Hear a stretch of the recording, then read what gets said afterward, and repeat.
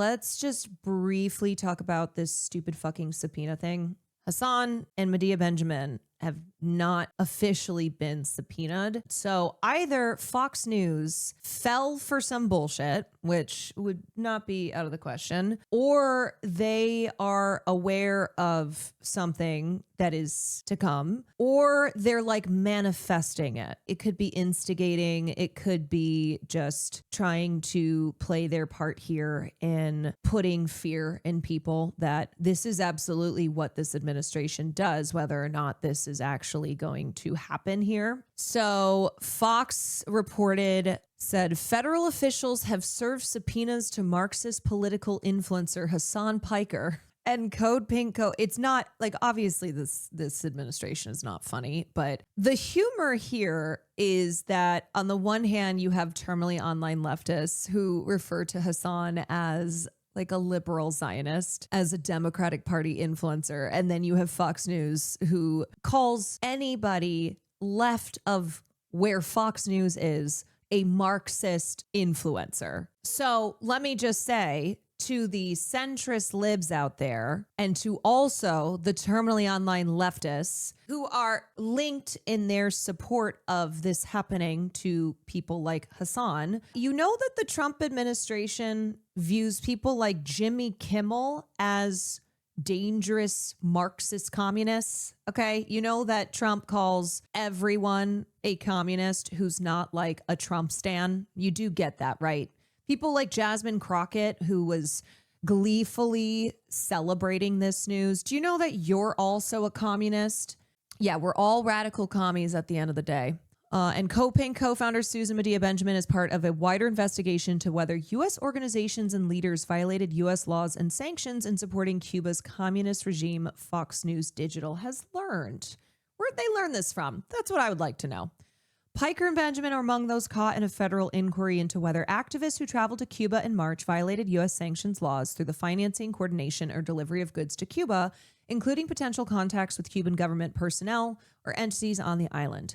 The administrative subpoenas were sent to the pair by the Treasury Department's Office of Foreign Assets Control.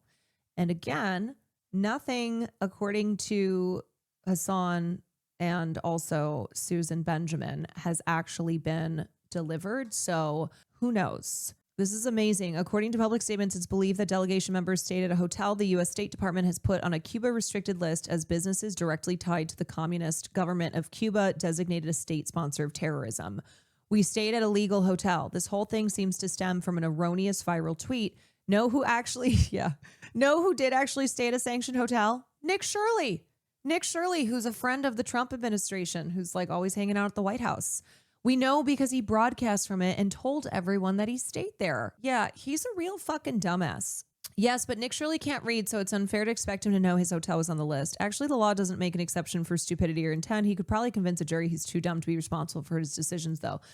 But it doesn't matter about the law because this is about targeting political enemies. Everyone who is not kissing the ring of Donald Trump is a political enemy.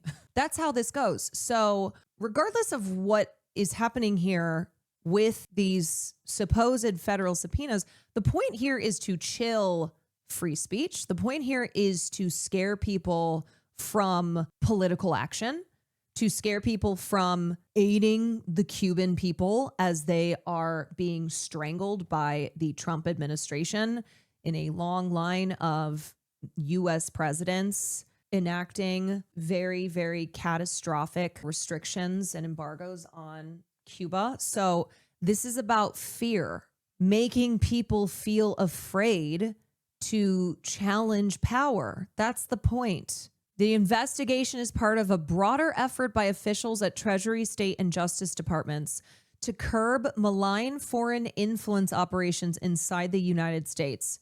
Well, it's fine if it's Israel.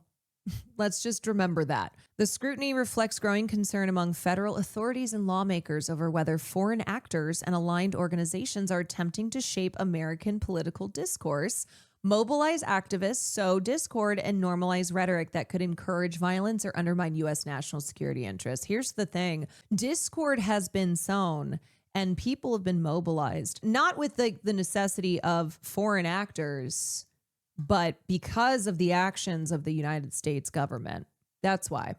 U.S. law imposes broad restrictions on financial transactions involving Cuba, primarily through the Cuban asset control regulations administered by the Office of Foreign Assets Control. Hasan and others went through the OFAC. They made sure, because they had anticipated this bullshit, they made sure that everything was cleared, that they stayed at hotels that were specifically on the okay list. And he showed the paper on stream. Yes, they made sure to do everything by the book, but it doesn't matter because it's not about that. Piker, one of the most influential political streamers on Twitch, has built a massive online following with a mix of Marxist politics, anti-American commentary, and inflammatory statements that have repeatedly drawn public backlash. Did you guys know that Hasan Piker said America deserved 9/11? Can you fucking believe that? On March 10th, Piker posted a photo of himself on Instagram with the message, "I'm going to Cuba." In an Instagram photo from the trip, Singham's wife, Evans, smiled widely in Havana wearing a red and white Palestinian scarf, or keffiyeh, around her neck, while standing beside Piker, who looked seriously into the camera. I know this is Fox News. What is this stupid ass description? He looked seriously into the camera. What is the takeaway here? What is this drama? On a live stream this week, Piker said the Justice Department's indictment of Cuban leader Raul Castro is a sham with no legal standing, designed to create a pretext for escalating U.S. pressure on the island. Piker argued that Trump is acting like a playground bully. Oh my God, how dare he? How dare he? That's so mean. Fox News Digital recently observed Piker outside his Los Angeles home escorting his dog Kaya outside the house for a bathroom break early one morning. Kaya, a large breed dog that is a mix of Tibetan Mastiff. I cannot believe that I am reading about Fox News stalking Kaya. Like, Kaya is being talked about in this Fox News piece. Absurd. And has been the beloved subject of an online campaign dubbed Free Kaya over allegations Piker trained Kaya with a shock collar that transmits painful stimuli as part of behavior training. At one moment, Piker silently stood over Kaya and gestured with a finger for her to return to the house after relieving herself. Later, Kaya was observed being walked and driven by a woman leaving Piker's home. So creepy. They're stalkers. They are fucking stalkers. Piker's been criticized for saying that America deserved 9/11. Oh my God. It's really just regurgitating their favorite hits.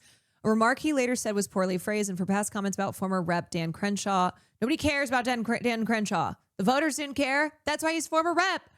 A Navy SEAL veteran who lost an eye in Afghanistan. More recently, critics, including Representative Richie Torres, who has gotten quieter, I will say. Post the Adam Friedland interview, Richie Torres he's not as loud as he was, have accused Piker of amplifying anti-Semitic rhetoric after October 7th, while Piker's denied anti-Semitism and said his criticism is aimed at Israel and not Jews. The larger group under scrutiny includes Isra Hershey, the daughter of Representative Ilhan Omar, another favorite subject target of Fox News, with investigators examining whether Omar may have funded her daughter's travel to Cuba. Wow, what corruption. Ilhan Omar personally funded her daughter's trip? That's crazy.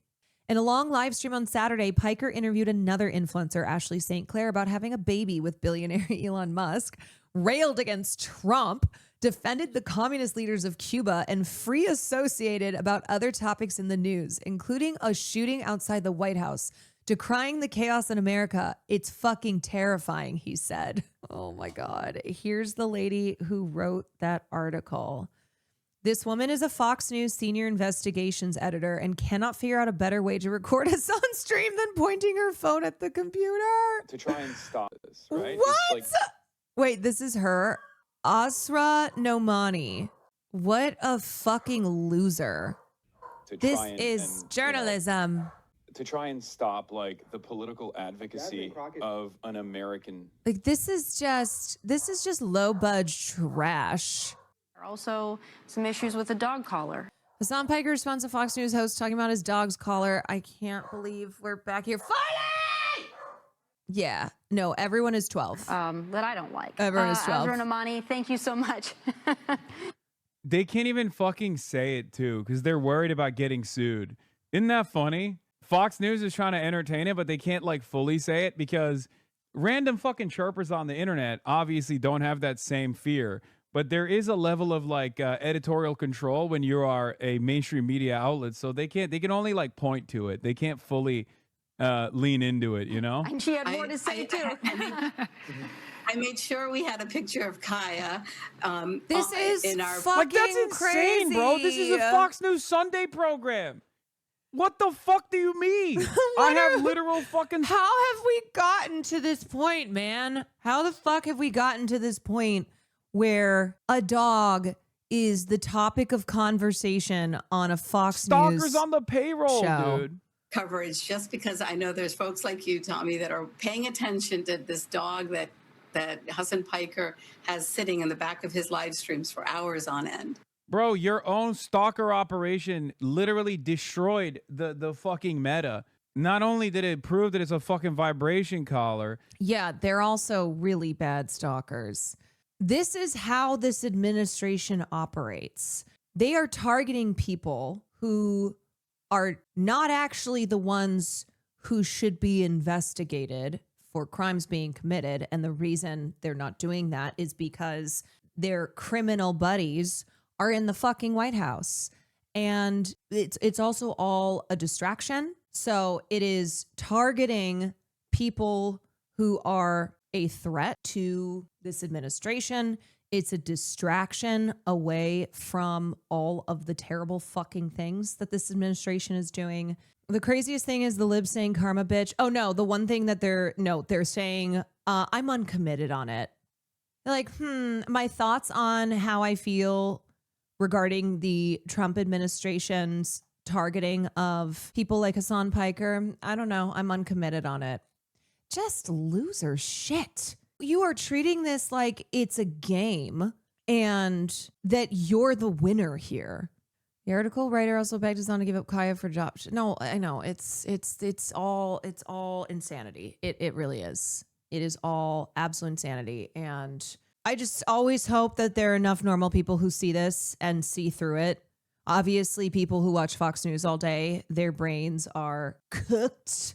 There's no hope for them to have any type of reason. But hopefully for others out there, when they see this administration's priorities, they'll go, well, this doesn't seem like a good priority to have. Trump is now trying to, at the very least, legally threaten, if not at some point outright bring charges against Hasan Piker. How do you feel about that? Yeah, they're not going to put my boy in the clinker. That's not right. Okay. He's part of our family. They're not going to put him in the clinker. And right there, we've got his shirt. Haley's got one on. Yeah, repping Hasan Piker. We want him to know that we are backing him. Now, why would they? It's a subpoena. Is it a subpoena? Mm-hmm. Why would they do it to him and not those others? Yo, he's got the moms 600 people on lock. Well, they're going after him, and then No, the difference here being that Mary Lou has met Hasan, has a personal connection to him. The main lady, Pink. Yeah, of Code Pink. The leader of the group that put it all together. Yeah. But you're... Yeah, she's MAGA except for Hasan. MAGA except for Hasan. She makes the You are exception. siding with Hasan Piker against Donald Trump. Yes. Yes. Oh my God. Even though he might have different points and different views, I can still like him, and I don't want our son in the clinker. New World Order. Our son. Mary Lou has more love for Hasan than Donald Trump has for his own children. This is where the leap over that needs to occur, where it's like, yeah. So that's the establishment. And the problem with our political system and with our government is that there are too many people in power who have prioritized their corporate money, their corporate interests over those of the people. Those two things cannot exist together. You cannot prioritize corporations and billionaires and then also have the interests of the people.